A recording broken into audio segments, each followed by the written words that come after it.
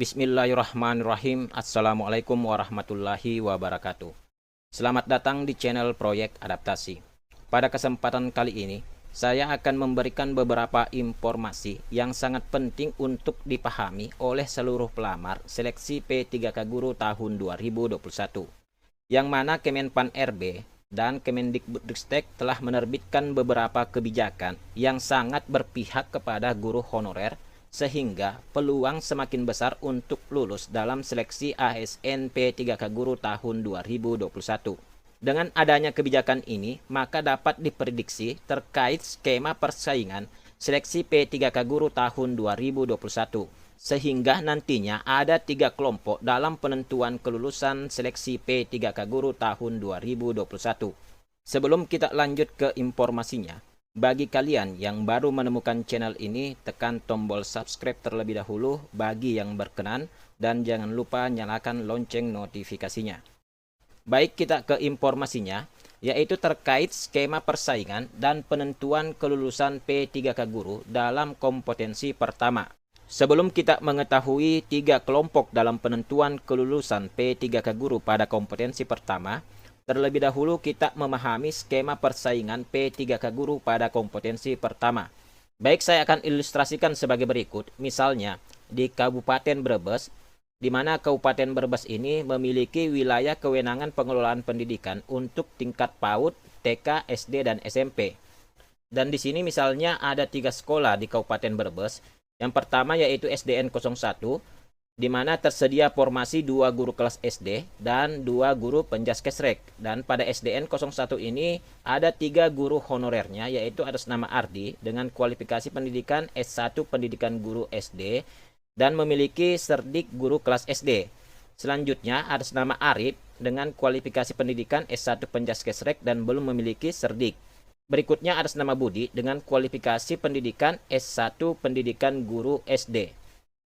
Sekolah berikutnya yaitu SDN 03, di mana tidak tersedia formasi dan terdiri dari 2 guru honorer, yaitu atas nama Ida dengan kualifikasi pendidikan S1 pendidikan guru SD dan memiliki serdik guru kelas SD. Kemudian atas nama Anto dengan kualifikasi pendidikan S1 penjaskesrek dan belum memiliki sertifikat pendidik. Dan sekolah selanjutnya yaitu SMPN 05, di mana tersedia formasi 1 guru matematika. Dan pada SMPN 05 ini ada 3 guru honorernya, yaitu yang pertama atas nama Iwan dengan kualifikasi S1 pendidikan matematika dan memiliki sertifikat pendidik matematika. Selanjutnya atas nama Ira dengan kualifikasi pendidikan S1 pendidikan matematika dan belum memiliki sertifikat pendidik. Berikutnya atas nama Ical dengan kualifikasi pendidikan S1 penjaskesrek dan memiliki serdik penjaskesrek. Selanjutnya, sesuai dengan peraturan dalam pemilihan formasi, jika di sekolah induk tempat mengajar si pelamar atau guru honorer tersedia formasi yang sesuai dengan serdik dan garis miring atau kualifikasi pendidikan yang dimiliki, maka wajib memilih formasi tersebut.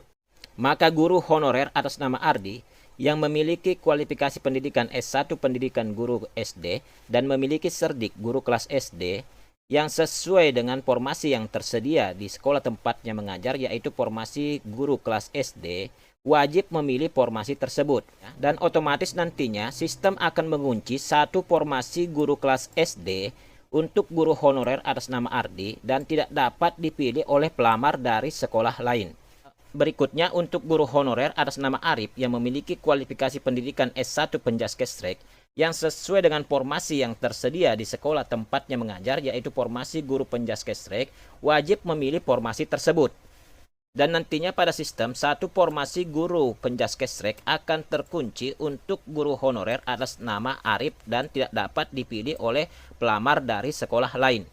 Selanjutnya untuk guru honorer atas nama Budi yang memiliki kualifikasi S1 pendidikan guru SD yang sesuai dengan formasi yang tersedia di sekolah tempatnya mengajar, yaitu formasi guru kelas SD, wajib juga memilih formasi tersebut. Sehingga nantinya pada sistem formasi kedua guru kelas SD ini akan terkunci untuk guru honorer atas nama Budi dan tidak dapat dipilih oleh pelamar dari sekolah lain. Jadi pada SDN 01 untuk formasi guru kelas SD sudah tidak tersedia sisa kuota formasinya. karena sudah terkunci untuk masing-masing guru honorer atas nama Ardi dan Budi yang mengajar pada SDN 01. Jadi pelamar dari sekolah lain sudah tidak dapat memilih atau melamar formasi tersebut. Sedangkan untuk formasi guru penjaskesrek masih tersedia satu kota formasi yang bisa dipilih, dilamar, dan diperebutkan oleh pelamar dari sekolah lain yang memiliki kesesuaian cerdik dan garis miring atau kualifikasi pendidikan dengan formasi tersebut.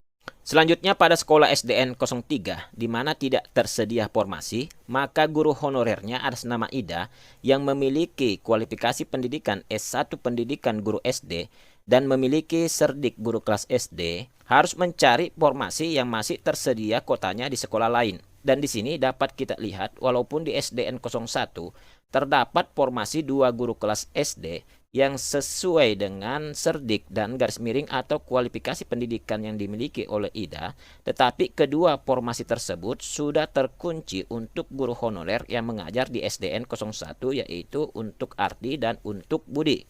Jadi sudah tidak tersedia sisa kuota formasinya yang bisa dipilih oleh Ida.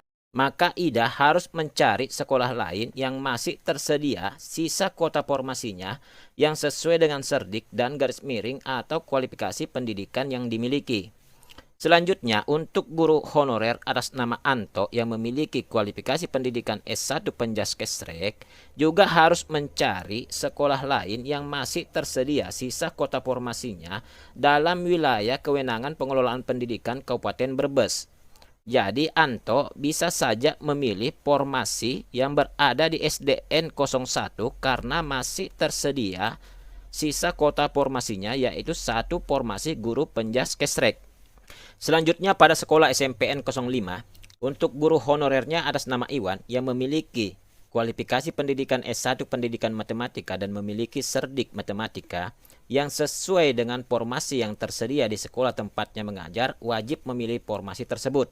Dan otomatis pada sistem, formasi satu guru matematika tersebut akan terkunci untuk guru honorer atas nama Iwan. Selanjutnya untuk guru honorer atas nama Ira yang memiliki kualifikasi pendidikan S1 pendidikan matematika juga sesuai dengan formasi yang tersedia di sekolah tempatnya mengajar, maka sistem juga akan otomatis mengunci formasi guru matematika untuk Ira. Dan pelamar dari sekolah lain sudah tidak dapat memilih formasi tersebut. Sehingga nantinya formasi satu guru matematika ini akan diperebutkan oleh guru honorer yang mengajar di SMPN 05 yaitu atas nama Iwan dan atas nama Ira.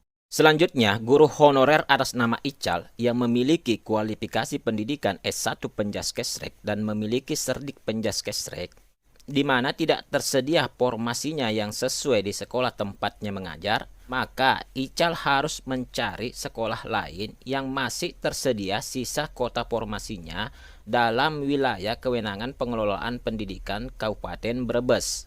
Maka Ical bisa saja memilih sisa kuota formasi penjaskesrek yang masih tersedia di SDN 01. Jadi berdasarkan ilustrasi atau skema persaingan dan pemilihan formasi tersebut, maka ada 3 kelompok dalam penentuan kelulusan seleksi kompetensi pertama P3K Guru tahun 2021. Yang pertama, pelamar atau guru honorer yang tersedia kuota formasi di sekolah induk tempatnya mengajar, yang mana kuota formasi tersebut sebanding atau lebih banyak dari jumlah guru honorer yang memiliki kesesuaian cerdik dan garis miring atau kualifikasi pendidikan dengan formasi pada sekolah tersebut, maka hanya bersaing dengan dirinya sendiri atau hanya perlu mencapai nilai passing grade atau nilai ambang batas. Misalnya pada SDN 01 di mana tersedia formasi 2 guru kelas SD dan di SDN 01 ini hanya terdiri dari 2 guru honorer yang memiliki kesesuaian cerdik dan garis miring atau kualifikasi pendidikan dengan formasi tersebut yaitu atas nama Ardi dan atas nama Budi. Jadi formasi yang tersedia ini sebanding dengan guru honorer yang memiliki kesesuaian cerdik dan garis miring atau kualifikasi pendidikan yang mengajar pada sekolah tersebut. Jadi Ardi dan Budi hanya bersaing dengan dirinya sendiri atau hanya perlu mencapai nilai passing grade atau nilai ambang batas untuk bisa dinyatakan lulus. Demikian pun dengan guru honorer atas nama Arif di mana jumlah kuota formasi guru penjaskestrek di sekolah tempatnya mengajar lebih banyak dibandingkan jumlah guru honorer yang memiliki kesesuaian serdik dan garis miring atau kualifikasi pendidikan dengan formasi tersebut. Maka otomatis satu formasi guru penjaskestrek ini sudah terkunci untuk Arif, sehingga Arif tidak perlu bersaing dengan pelamar lainnya. Jadi Arif hanya bersaing dengan dirinya sendiri atau hanya perlu memenuhi nilai passing grade atau nilai ambang batas untuk bisa dinyatakan lulus.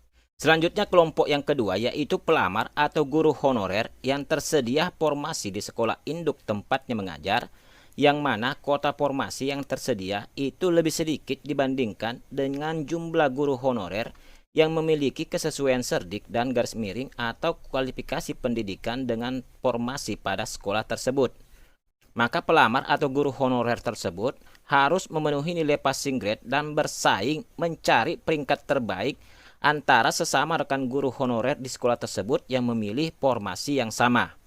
Misalnya pada SMPN 05, di mana hanya terdiri satu guru matematika, sedangkan guru honorer yang mengajar pada sekolah tersebut yang memiliki kesesuaian serdik dan garis miring atau kualifikasi pendidikan dengan formasi tersebut ada dua orang, yaitu atas nama Iwan dan atas nama Ira.